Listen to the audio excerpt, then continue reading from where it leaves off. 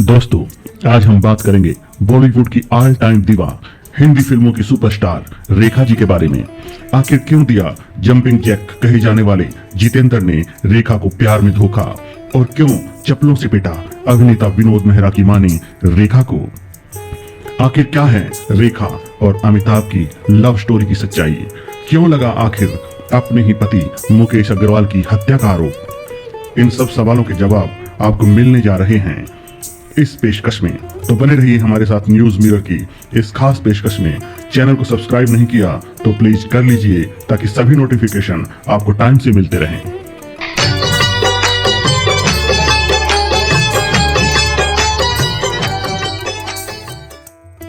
दर्शकों, रेखा जी का जन्म सन 1954 में तमिलनाडु के चेन्नई में हुआ और इनके पिता का नाम था जेमिनी गणेशन, जो तमिल सिनेमा के सुपरस्टार माने जाते थे।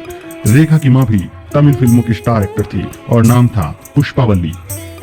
रेखा अपने माँ बाप की शादी से पहले ही जन्म ले चुकी थी और पैदा होते ही उन पर एक नाजायज औलाद होने का ठप्पा लग गया।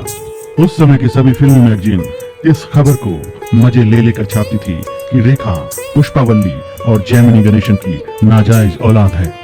दर्शकों, आपको बता दें कि रेखा के पिता जेमिनी गणेशन ने रेखा की मां और रेखा को अपनाने से इनकार कर दिया था, इसलिए रेखा का बचपन बिना पिता के साये के गुजरा। रेखा को इस बात के लिए कदम कदम पर अपमान सहना पड़ता था। उनके बचपन में कहते हैं कि कोई भी उनका दोस्त नहीं बनना चाहता था, और जो भी बच्चा रेखा से दोस्ती करने लगता था तो उसके माता पिता उसे रेखा से बात करने के लिए मना कर देते थे। इसलिए रेखा हमेशा खोई खोई और उदास रहा करती थी और पढ़ाई लिखाई में भी उसका मन नहीं लगता था। उधर उनकी मां पुष्पावल्ली को भी फिल्मों में काम मिलना लगभग बंद हो गया था। रेखा जब 14 साल की थी और 9वीं क्लास में पढ़ती थी तो एक रात उसकी मां ने देखा कि रेखा कमरे में बेहोश पड़ी है और उसके बगल में एक चिट्ठी थी। रेखा ने सुसाइड अटेम्प्ट कर लिया था क्योंकि रेखा 9वीं क्लास में फेल हो चुकी थी। पुष्पावल्ली रेखा को हॉस्पिटल लेकर दौड़ी। रेखा को आखिर होश में लाया गया। इसके बाद पुष्पावल्ली ने रेखा को प्यार से बहुत समझाया और पूछा कि आखिर वो जिंदगी में क्या करना चाहती है। उसके बाद 14 साल की रेखा ने स्कूल से अपना नाम कटवा लिया और अपनी मां के साथ फिल्मों में स्ट्रगल करने लगी। लेकिन उस समय रेखा इतनी खूबसूरत नहीं दिखती थी जितनी की आज दिखती है। उनका रंग भी उतना फेयर नहीं था। देखने में रेखा बहुत ही साधारण दिखती थी और फिल्मों में उन्हें कोई खास काम मिल नहीं रहा था। थक हार कर रेखा ने फिल्मों में साइड रोल करना शुरू कर दिया। तमिल फिल्मों में काम करने के दौरान उनकी मुलाकात हुई कुलजीत पाल से। वो बॉम्बे फिल्म इंडस्ट्री में एक प्रोड्यूसर थे और अपनी फिल्म के लिए एक हीरोइन की तलाश में थे। उन्होंने रेखा से पूछा, कैन यू स्पीक हिंदी? रेखा ने कहा, नो। लेकिन रोमन में लिखे एक डायलॉग को सुन के उस डायरेक्टर ने रेखा को अपनी फिल्म के लिए साइन कर लिया। अब कुलजीत के साथ रेखा बॉम्बे आ गई। फिल्म का नाम था अनजाना सफर। इसी फिल्म की शूटिंग के दौरान रेखा के साथ एक ऐसा वाकया घटा जिसे याद कर वो आज भी सिहर उठती है। उस फिल्म में उनके हीरो थे विश्वजीत। उस दिन रेखा और विश्वजीत के बीच एक रोमांटिक सीन फिल्माया जाना था, लेकिन फिल्म के हीरो ने डायरेक्टर के साथ मिलकर एक प्लान बनाया जिससे रेखा बिल्कुल अनजान थी। फिल्म के डायरेक्टर राजा नवाथे ने जैसे ही एक्शन बोला, विश्वजीत ने रेखा के लिप्स को किस करना शुरू कर दिया। इस किसिंग सीन के बारे में रेखा को पहले से कुछ भी बताया नहीं गया था। विश्वजीत रेखा को छोड़ ही नहीं रहे थे और लगातार किस किए जा रहे थे। ये सीन 5 मिनट तक जारी रहा। कैमरा हर मूवमेंट को रिकॉर्ड करता जा रहा था, लेकिन बेबस और लाचार रेखा सिर्फ रोने के सिवा और कुछ भी नहीं कर पा रही थी। इस घटना का उनके दिल पर बहुत ही गहरा सदमा लगा। इसके बाद रेखा ने सावन भादो और हसीनों का देवता जैसी कुछ और फिल्मों में काम किया। हीरो जितेंद्र की फिल्म एक बेचारा में काम करने के दौरान रेखा और जितेंद्र एक दूसरे से प्यार करने लगे। फिल्मी मैगजीनों में इनके प्यार के ये किस्से छपने लगे, लेकिन जितेंद्र अपनी गर्लफ्रेंड शोभा कपूर के साथ ही शादी करना चाहते थे, इसलिए दोनों में ब्रेकअप हो गया। इसी बीच रेखा विनोद मेहरा के साथ भी एक फिल्म कर रही थी जिस फिल्म का नाम था ऐलान। रेखा अपने ब्रेकअप के झटके से उभरने की कोशिश कर रही थी। ऐसे में विनोद मेहरा और रेखा के बीच नजदीकियां बढ़ने लगी। गॉसिप मैगजीन में दोनों के अफेयर्स की खबरें आम हो गई। रेखा को विनोद मेहरा से प्यार हो गया था। अक्सर दोनों को लॉन्ग ड्राइव एंजॉय करते हुए देखा जाता था। विनोद मेहरा की बहन की शादी में रेखा ने एक फैमिली मेंबर की तरह शिरकत की थी।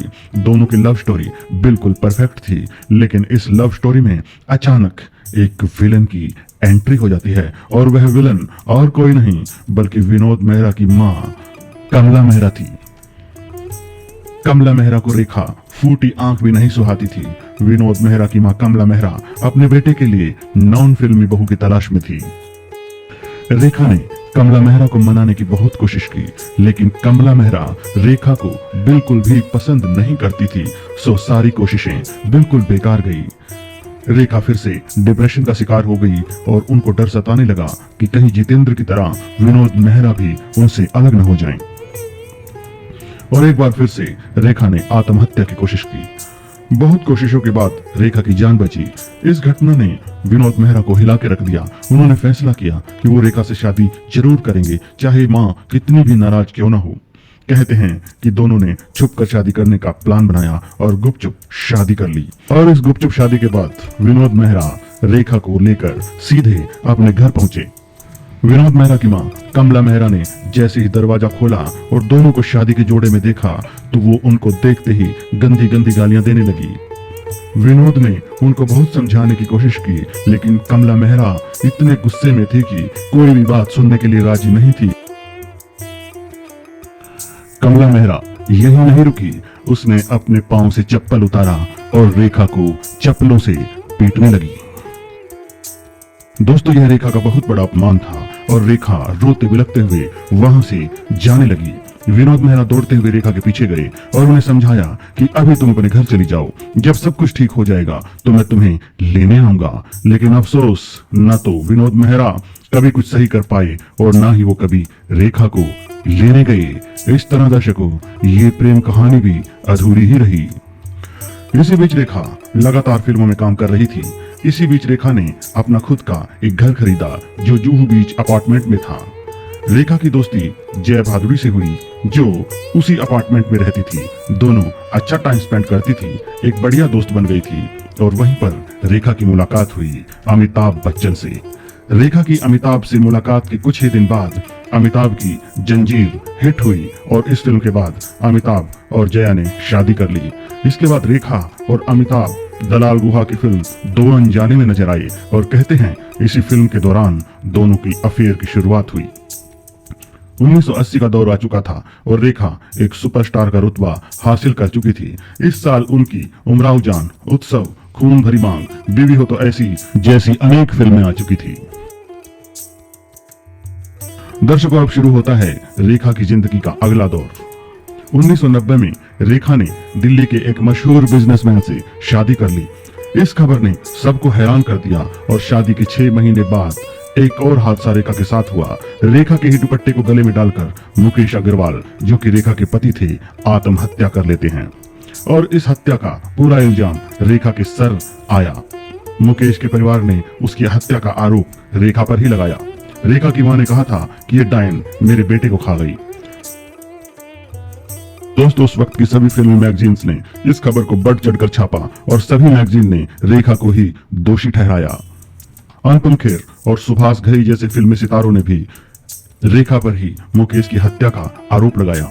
सबके दिलों में एक ही सवाल था कि आखिर रेखा ने मुकेश अग्रवाल की हत्या क्यों की, जबकि इस हत्या की जिम्मेवार रेखा बिल्कुल नहीं थी। दरअसल मुकेश से रेखा की मुलाकात रेखा की ही एक दोस्त बीना रमानी ने करवाई थी।